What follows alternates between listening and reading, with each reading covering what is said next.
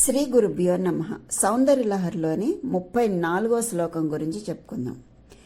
శరీరం త్వం శంభో శశిమిహిరవక్షోరుహయుగం తవాత్మానం మన్యే భగవతి నవాత్మానమనఘం అతశేషశేషీ త్యయముభయ సాధారణతయా స్థితః సంబంధో వాం సమరసపరానందపరయోహో. ఇందులో శంకర్లు ఏం తెలియచేస్తున్నారు? దేవీ దేవుల మధ్య అభేదాన్ని అంటే సమానత్వాన్ని ఇందులో మనకి చూపిస్తున్నారు. పరమేశ్వరి సూర్యచంద్రులు స్థనాలుగా కలిగిన నీవు అంటే ఆనంద భైరవి, పరమేశ్వరునికి అంటే ఆనంద భైరవునికి శరీరం అవుతున్నావు. అంటే భైరవి భైరవులు అన్నమాట. నవ వ్యూహాత్మకమైన పరమేశ్వరుణ్ణి అంటే ఆనంద భైరవుణ్ణి పవిత్రమైన నీ రూపంగా తలుస్తాను. సమానమైన ఆకారాలు కలిగిన మీ ఇద్దరికి శేషీతో సంబంధం సమానంగా వర్తిస్తోంది. అంటే అంగాంగీ భావం అని తాత్పర్యం. పరమేశ్వరునికి శరీరం అవుతున్నప్పుడు ఆమె శేషి అంగి. పరమేశ్వరుడు శేషత్వం అంగత్వం అవుతున్నాడు. ఆమె రూపం పరమేశ్వరుడైనప్పుడు పరమేశ్వరుడు శేషి, ఆ తల్లి శేషత్వం పొందుతోంది. అలాగే అభేదాన్ని చూపిస్తున్నారు. శేషి భావం అంటే అవయ విభావం. శేషం అంటే అవయవం లేదా అప్రధానం అంటే అప్రధానం అంటే ప్రధానం కానిది. శేషి అంటే అవయవి లేదా ప్రధానం. దీన్నే ప్రధాన అప్రధాన భావం అని కూడా అంటారు. నవాత్మానం అంటే కాల కుల నామ జ్ఞాన చిత్త నాద బిందు కళ జీవాలు అనే 9 కూడినది అనే శాస్త్ర సంప్రదాయం. సమగ్రమైన ఐశ్వర్యం, వీర్యం, యశస్సు, శ్రియం, జ్ఞాన వైరాగ్యాలు అనే 6 భగం అని పేరు. అంటే హే భగవతి, ఓ భగవతి అంటే భగము కలది భగవతి అని. ఆమె సంబోధనమే భగవతి అవుతుంది. జగముల ఉత్పత్తి, వినాశము, భూతముల యొక్క రాకయు పోకయు, విద్యయు అవిద్యయు, ఈ 6 ఎవడైతే తెలుసుకుంటున్నాడో అతడు భగవంతుడని వచింపదగుతున్నాడు. అంటే అతన్ని భగవంతుడిగా చెప్పవచ్చు అనే స్మృతి వలన అట్టి ఉత్పత్త్యాధికము విద్య నవయోని స్వరూపం అగుట వలన అట్టి నవయోనులు కలది భగవతి అవుతుంది. ప్రాశస్త్యమందు మతు వచ్చును అంటే నవయోనుల చేత ప్రశస్తము అని అర్థం. శంభోహో అంటే శంభునకు అనగా భైరవునకు, త్వం నీవు, శశి మిహిర వక్షోరుహ యుగం అంటే చంద్రుడు సూర్యుడు స్తనముల జంటగా కలిగినటువంటి శరీరం దేహం అవుతున్నావు అని.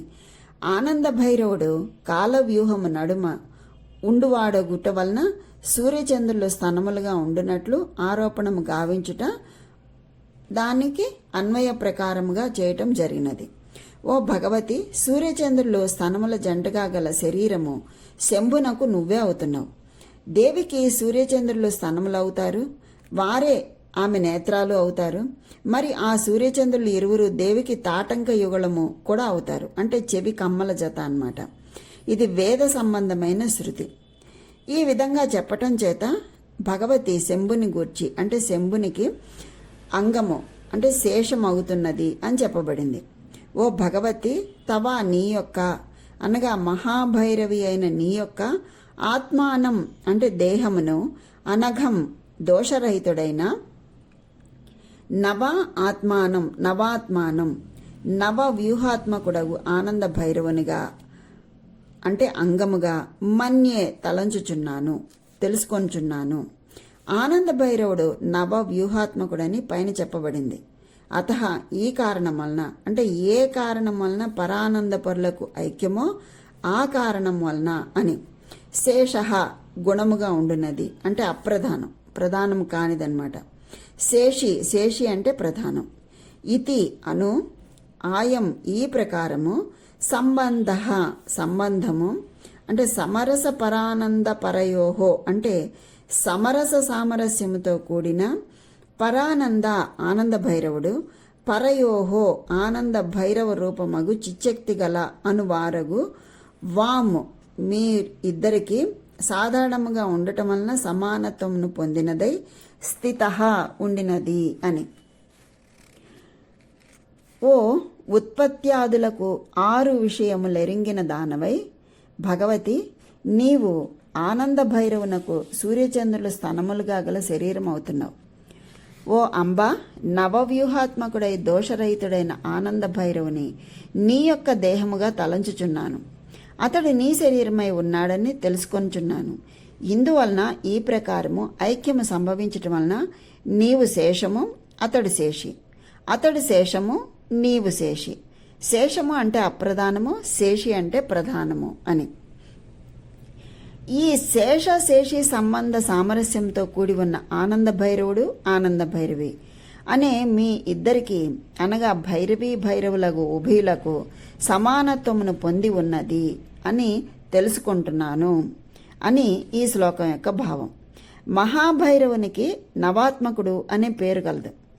నవవ్యూహాత్మకుడు అగుట వలన నవాత్మకుడు అనే పేరు ఉంది. నవవ్యూహాలు ఏమేంటి?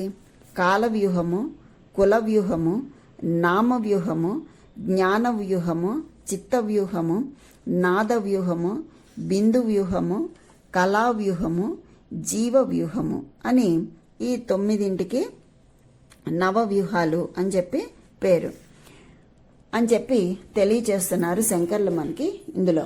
అంటే శరీరం త్వం నీ శరీరము, శంభో శివునికి, శశిమిహిర అంటే చంద్రుడు సూర్యుడు, వక్షోరుహయుగం చంద్రుడు సూర్యుడు వక్షస్థలములుగా, నవాత్మానం నువ్వు ఆత్మగా, మన్యే అనుకుంటున్నాను. భగవతి, అమ్మా, నవాత్మానం సూర్యుడు చంద్రుడు వక్షస్థలములుగా, తవాత్మానం అంటే నువ్వే ఆత్మగా, మన్యే అనుకుంటున్నాను.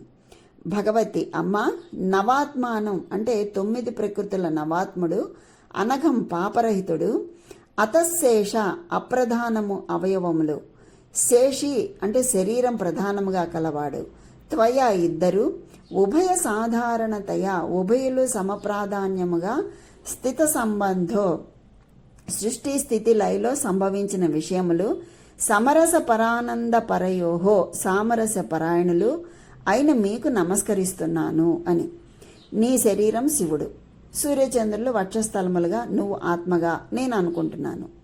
9 ప్రకృతులు నవాత్ముడు, పాపరహితుడు, శరీరము అప్రధానంగా, ఆత్మ అమ్మగా, ఇద్దరు ఉభయలు సమప్రాధాన్యముగా సృష్టి స్థితి లయలలో సంభవించిన విషయాలను సామరస్య పరాయణులైన మీకు నమస్కరిస్తున్నాను అని.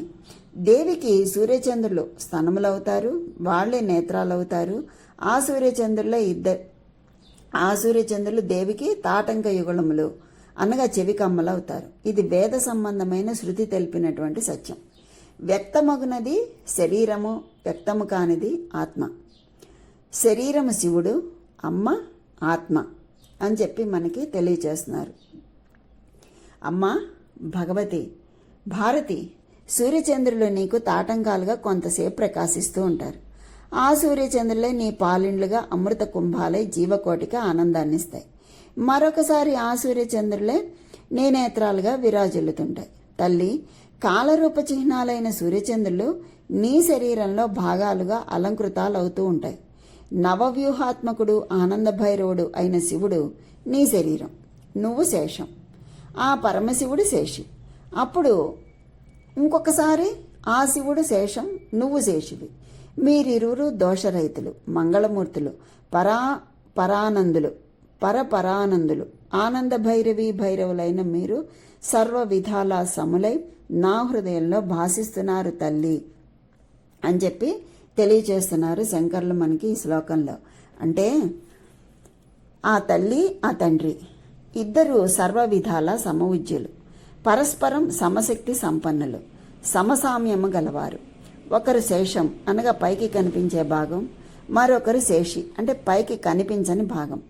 అంటే ఒకరిలో ఒకరు అంతర్లీనమైపోయిన ప్రకృతి పురుష తత్వానికి ప్రతిబింబాలు.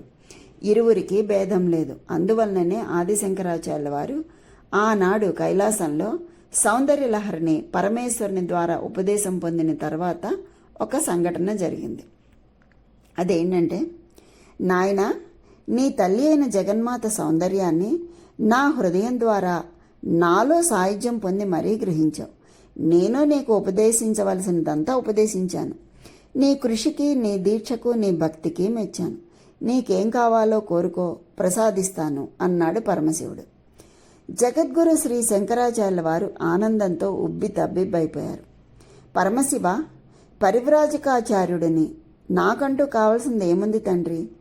జగన్మాత జగత్పితల దర్శనం, కైలాసంలో సశరీరునిగా దర్శించే భాగ్యాన్ని ప్రసాదించావు. నా ఈ శరీరానికి, జీవితానికి అది చాలు. శ్రీచక్రార్చన చేయలేని వారి కోసము, అమ్మతత్వం తెలుసుకోవాలని జిజ్ఞాస కలవారి కోసము, పండిత పామరులైన ఎందరో భక్తుల కోసం వారు తరించే సులభోపాయంగా పారాయణకు వీలుగా జగన్మాత సౌందర్యలహరిని రచించటానికి అనుమతి ఇచ్చి మూలభావాన్ని ఈశ్వరవాణిగా ప్రసాదించావు. ఇన్ని అనుగ్రహించిన నీ అపార దయకు నేనేమివ్వగలను తండ్రి? నా మనస వాచ కర్మతో చేసే ప్రణతి తప్ప ఇంకా ఏం వరం కోరుకోను తండ్రి నిన్ను అన్నాడు ఆదిశంకరాచార్య. ఈశ్వరునికి ముచ్చటేసింది. ఈ బ్రహ్మచారి నిస్వార్థం, ప్రలోభరహితమైన పరోపకార పారీణత నిండిన నిర్మోహ నిశ్చల భక్తికి ముగ్ధుడైపోయాడు ఆ ముక్కంటి వేల్పు. అట్లా కాదు తండ్రి, ఇస్తానంటున్నాను, వద్దనక కోరుకో అన్నాడు పరమేశ్వరుడు అపార కరుణ రసవృష్టి కురిపిస్తూ. కోరుకో నాయనా అన్నది జగన్మాత కోటి వెన్నెలల చిరునవ్వుల చంద్రికలు కురిపిస్తూ. అలాగే తల్లి, జగత్పిత, కోరుకుంటాను. అమ్మవారి సౌందర్యలహరిని ప్రసాదించావు నా కోరిక మేరకు. నా హృదయంలో మీ ఇరువురిపై సమాన భక్తి ప్రపత్తులు ఉన్నాయి. అందువలన నేను రచన చేసిన స్తోత్రాలలో శివానందలహరి ఉంది, శివ భుజంగ ప్రయాత స్తోత్రము ఉంది, శివ అపరాధ క్షమాపణ స్తోత్రము, అర్ధనారీశ్వర స్తోత్రము, దక్షిణామూర్తి స్తోత్రము, అలాగే పంచభూతాత్మక పంచలింగ స్తోత్ర పంచకము అని అలా చెబుతూ వరుసగా అన్నీ చెబుతూ ఆయన ఏం చేశారు? చెబుతున్న శంకరాచార్య వాక్కు టక్కున ఆగిపోయింది ఒక్క క్షణకాలం. అవన్నీ చెప్తున్నారు, ఇన్ని స్తోత్రాలు నేను చేశాను అని చెబుతూ ఒక్కసారిగా ఆయన వాక్కు ఆగిపోయింది. పంచభూతాత్మక పంచలింగ స్తోత్ర పంచకము మరలా ఆ వాక్కు ఆచార్యుని హృదయంలో సుడులు తిరిగింది, ఆగిపోయింది. ఆయన వాక్కు క్షణకాలం ఆగిపోయింది, కానీ మనసులో పంచభూతాత్మక పంచలింగ స్తోత్ర పంచకము అదే మాట మాటికి హృదయంలో తిరుగుతోంది, సుడులు తిరుగుతోంది. జగత్పిత చిరునవ్వు నవ్వాడు. చెప్పు, పంచభూతాత్మక పంచలింగ స్తోత్ర పంచకము చెప్పు అంటున్నాడు. స్వామి పరమశివ, కర్తవ్యం బోధపడింది. పంచముఖ స్వరూపమైన నీ శివస్వరూప శివలింగాలను 5 పంచ శివలింగాలను ప్రసాదించు తండ్రి. వాటిని ఆయా పుణ్య ప్రదేశాలలో ప్రతిష్ఠించి ఆ లింగ దర్శన స్పర్శన మాత్రం చేత పరమ పాపులు కూడా పవిత్రులయ్యే విధంగా నేను జనానికి ఉపయోగపడేటట్లు వరం అనుగ్రహించు చాలు అన్నారు ఆచార్యుల వారు. ఈశ్వరుడు ఈశ్వరి పరస్పరం ఒకరివైపు ఒకరు చూసుకున్నారు. ఇద్దరి కళ్ళు కలుసుకున్నాయి. ఇద్దరి పెదవులపై చిరునవ్వు మెరుపు తీగల క్షణకాలం కదలాడింది. చక్కని నీ వ్యక్తిత్వానికి తగిన గొప్ప కోరిక కోరావు శంకరా, ఇదిగో ప్రసాదిస్తున్నాను. కైలాస శిఖరంలోని ప్రతి లింగాకారము శివరూపమే, నా రూపమే. ఇది భూలోకం చేరటం అంటే ఈశ్వరుడు భూమిపై నిలవడమే అంటూనే సంకల్ప మాత్రం చేత ఈశ్వరుడు 5 స్ఫటిక లింగాలను సృష్టించి తాను జగన్మాత వాటిని స్పృశించి దివ్యత్వం నింపి ఆదిశంకర్లకు ప్రసాదించారు. ధన్యుడైన తండ్రి, ఇక సెలవా జగన్మాత అన్నాడు ఆదిశంకరాచార్య. ఆ పంచలింగాలను ప్రాణప్రదంగా తన ఉత్తరీయంలో మూటలా కట్టి భుజంపై నుండి ముందుకు వేలాడదీసుకున్నాడు. ఉత్తరీయం నడుం చుట్టూరా బిగించాడు. చేతిలో సౌందర్యలహరి మూలం రాసుకున్న తాళపత్రాలు భద్రంగా పట్టుకున్నాడు. వెళ్ళిరా నాయనా అన్నారు జగన్మాత జగత్పితలు. ఆచార్యుల వారు బయలుదేరారు. అప్పుడు నందీశ్వరుడు అడ్డుకున్నాడు. సౌందర్యలహరి తాళపత్రాల మీదే ఉన్నది నంది దృష్టి అంతా. శివలింగాలపైకి అతని ఆలోచన పోలేదు. తాళపత్రాలు ఎగరగొట్టాడు. ఆచార్యుని కొమ్ములతో కుమ్మి 41వ శ్లోకం వరకు ఆనందలహరి మూలం ఆచార్యుల వారి చేతిలో మిగిలిపోయింది శేషంగా. సౌందర్యలహరి 42 నుండి 99 శ్లోకం వరకు గల భాగాలు, ఆ శ్లోకాలు శేషిగా మిగలకుండా ఎగిరిపోయాయి. తర్వాత పార్వతీ పరమేశ్వర్లు వచ్చి నందిని శాంతింపచేసి శంకరాచార్యులను మరలా ఆశీర్వదించి సాగనంపారు. అంత బాధలోనూ ఆచార్యుల వారు తన పొట్ట చుట్టూరా ఉన్న ఉత్తరీయం తడుముకున్నారు. నంది పాటుకు శివలింగాలు ఎగిరి పడిపోలేదు. అవి ఉత్తరీయంలో తన పొట్ట భాగంలో భద్రంగా ఉన్నాయి. అంతే చాలు. ఆచార్యుల వారు భూలోకానికి వచ్చారు. సౌందర్యలహరిలోని శ్లోకాలు పోయిన వాటి కోసం బాధపడ్డారు. ఇంతటి విఘ్నం ఎందుకు జరిగింది? ఇప్పుడు స్ఫురణకొచ్చింది. విఘ్నేశ్వరుడికి మొక్కలేదా తొందరలో అనుకున్నారు. పశ్చాత్తాపడ్డారు. క్షమాపణ చెప్పుకున్నారు. విఘ్నేశ్వర భుజంగ ప్రయాత స్తోత్రం, షణ్ముఖ భుజంగ ప్రయాత స్తోత్రం ఆచార్యుల వారి హృదయంలో రూపుదిద్దుకున్నాయి. శివకుటుంబం అంటే విఘ్నేశ్వరుడు, సుబ్రహ్మణ్యేశ్వరుడు, జగన్మాత, జగత్పిత, కైలాస క్షేత్రపాలకుడైన నందీశ్వరుడు. ఈ 5 తత్వాలకు ప్రతిబింబాలు. మనసారా శివకుటుంబానికి మొక్కాడు. జగన్మాత, జగత్పిత ప్రత్యక్షమై మరలా ఆశీర్వదించారు. సౌందర్యలహరి ఎగిరిపోయిన శ్లోకాలలోని మూలభావం నీ హృదయంలో సాక్షాత్కరిస్తుంది నాయన అంటూ దీవించారు. వారి పాదాల చెంత మరగుజ్జు మూర్తి విఘ్నేశ్వరుడు ఉన్నాడు ఆశీర్వదిస్తూ. ఆ పక్కగా కార్తికేయుడు దర్శనమిచ్చాడు చిరునవ్వుతో. వాహన రూపిణిగా వచ్చిన నంది పశ్చాత్తాపం నిండిన చూపులతో, ఆచార్య, మీ ఔన్నత్యం, ఉన్నత ఆశయం తెలియక, అర్థం చేసుకోలేక ఘర్షణకు తలపడ్డాను, బాధపడకండి అన్నట్లు చూశాడు. అందరికీ మొక్కారు ఆచార్యుల వారు. సౌందర్య లహరి రచనకు ఉపక్రమించారు. ఆ తర్వాత భారతదేశం నందలి 5 పుణ్యక్షేత్రాల్లో ప్రతిష్ఠించారు కైలాసం నుండి తెచ్చిన 5 స్ఫటికలింగాలను. మొదటిది చిదంబరాలయంలో ఉన్నటువంటి మోక్షలింగం, రెండవది కేదారంలో ఉన్నటువంటి ముక్తిలింగం, మూడవది నేపాల్లోని నీలకంఠాలయం నందలి వరలింగం, నాలుగవది కంచి కామకోటి పీఠంలో ఉన్నటువంటి యోగలింగం, ఐదవది శృంగేరి శారదా పీఠంలో ఉన్నటువంటి భోగలింగం. ఈ 5 స్ఫటికలింగాలు సాక్షాత్తు పరమశివుడు ప్రసాదించినవి కనుక మహామహిమాన్వితమైనవి. ఈ శివలింగ దర్శనం స్పర్శన మాత్రం చేత మానవులకు మోక్షం సిద్ధిస్తుందని, ఎంతటి పాపులు పునీతులవుతారని ప్రసిద్ధి. ఆదిశంకరాచార్యుల వారు మన దేశానికి, మనకు ప్రసాదించిన స్తోత్రాలు సౌందర్యలహరితో పాటుగా ఈ శివలింగాలు వారి అవతార ఔన్నత్యానికి తార్కాణాలు. ఈ స్వానుభవంలో నుండే ఈ శ్లోకం ఆచార్యుల వారి హృదయసీమలో కదలాడింది. జగన్మాత, జగత్పిత ఇరువురికి భేదం లేదు. నవవ్యూహాత్మకుడని చెప్పుకున్నాం కదా, వాటిలో ఒకటి కాలవ్యూహం, అంటే కాలస్వరూపం. కాలస్వరూపులు వాళ్ళిద్దరు. ఈశ్వరుడు కాలాత్మకుడు, కాలాత్మిక తల్లి. రెండవది కులవ్యూహం. కులవ్యూహము, కుల అంటే ఇక్కడ కులము అంటే షట్చక్రాలను కులము అంటారు. ఆ ఇద్దరు ఆ 6 చక్రాల్లో కొలువై ఉంటారు. నామవ్యూహం, ఆనంద భైరవి, ఆనంద భైరవుడు, పరమేశ్వరి, పరమేశ్వరుడు, భవానీ, భవుడు, శర్వాణి, శర్వుడు. ఇలా జంట నామాలలో ఒకరిలో ఒకరు ఐక్యమైన నామసామ్యము గల దంపతులు వాళ్ళిద్దరు. జ్ఞానవ్యూహం, ఇంద్రియముల ద్వారా మనస్సు, బుద్ధి మొదలైన వాటి ద్వారా ఈ కనిపిస్తున్న జగత్తునందు సత్తు, చిత్తు ఏదో తెలుసుకోవటమే జ్ఞానం. ఇది 2 విధాలు. ఒకటి సభాగం, రెండవది విభాగం అని. సభాగం అంటే వికల్పం, అమ్మవారి స్వరూపం. విభాగం అనగా నిర్వికల్పం, ఈశ్వరుని స్వరూపం. ఈ 2 భాగాల ఏకీకరణ వలన ఈ సృష్టిలోని సకల చరాచర కోటి జనిస్తున్నది. తల్లి విమర్శ, తండ్రి ప్రకాశ స్వరూపుడు. జగన్మాత అపరిమిత శక్తి ప్రవాహము. దానిని అదుపులో పెడుతూ సక్రమ మార్గంలో ప్రవహింపచేసే ప్రాణులకు శ్రేయస్సు కలిగించే అధికారి జగత్పిత. వాళ్ళ ఇద్దరికిద్దరు సమశక్తియుతులు. 5వది చిత్తవ్యూహం, అహంకార పంచకములతో కూడిన వ్యూహం ఇది. అహంకార పంచకం అంటే మొదటిది అహంకారం, నేను అని జీవునికి కలిగే వ్యక్తిత్వ భావన. అదే పెరిగి పెరిగి తానే సర్వం అనుకునే అతిశయ అహంకారాన్ని వరకు అహంకార స్వరూపమే. రెండవది చిత్తము, 3 బుద్ధి, 4 మహత్తత్వము, 5 మనస్సు, 6 నాదవ్యూహం. ఇది క్రియా ప్రయత్నానికి సంబంధించిన వ్యూహం. ఉదాహరణకు మూలాధారం నందు ప్రారంభమైన జ్ఞానం చైతన్యం త్రికోణ రూపిణియగు చక్రమందు పశ్యంతి భావనాత్మకంగా మారి అంటే నాభిస్థానమునందు మణిపూరక చక్రంలో నాదాత్మకమై సాగి అనాహతంలో నాదాత్మక భావ పరంపరగా జ్ఞానంగా మధ్యమాగా పరిడవిల్లి విశుద్ధి చక్రంలోని వైఖరి రూపంలో శబ్దాలుగా మాటలుగా కవిత్వంగా గానంగా ఉపన్యాసంగా మానవాశక్తికి కళగా రూపొందిన నాదవ్యూహం.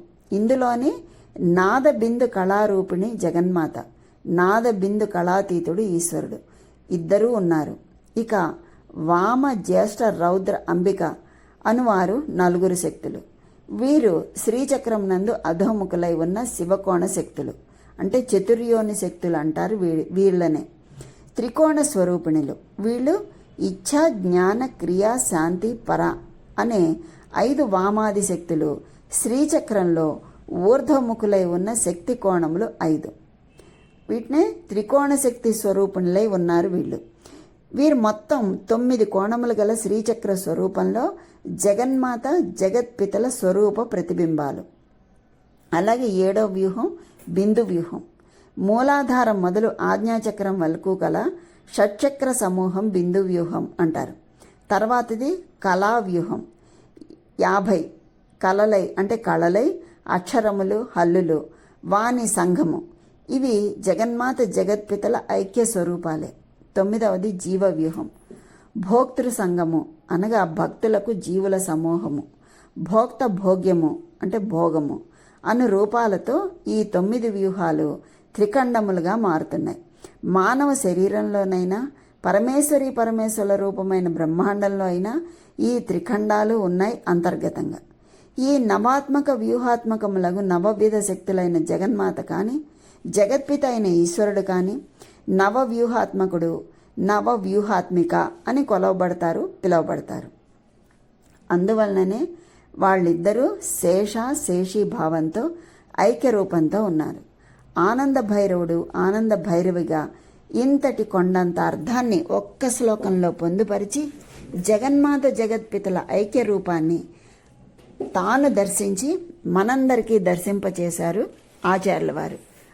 ఆ విధంగా వాళ్ళిద్దరి యొక్క దర్శన భాగ్యాన్ని కలుగచేశారు శంకరులు మనకి ఈ శ్లోకం ద్వారా. ఈ శ్లోకాన్ని పారాయణ చేసుకుంటే సాధకుడు మహాబుద్ధిమంతుడు అవుతాడు. అలాగే దీనిని 1000 సార్లు పారాయణ చేయాలి. 45 రోజులు చేయాలి. రోజుకి 1000 సార్లు చొప్పున 45 రోజులు.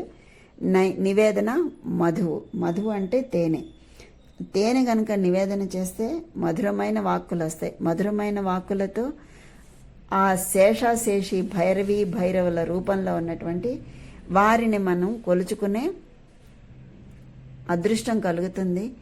మధురంగా కొలుచుకుంటాం. వాళ్ళు అంతకన్నా కూడా మనని తరింపచేస్తారు. కనుక ఆ భైరవుల యొక్క అనుగ్రహం అందరికీ కలగాలని కోరుకుంటూ స్వస్తి.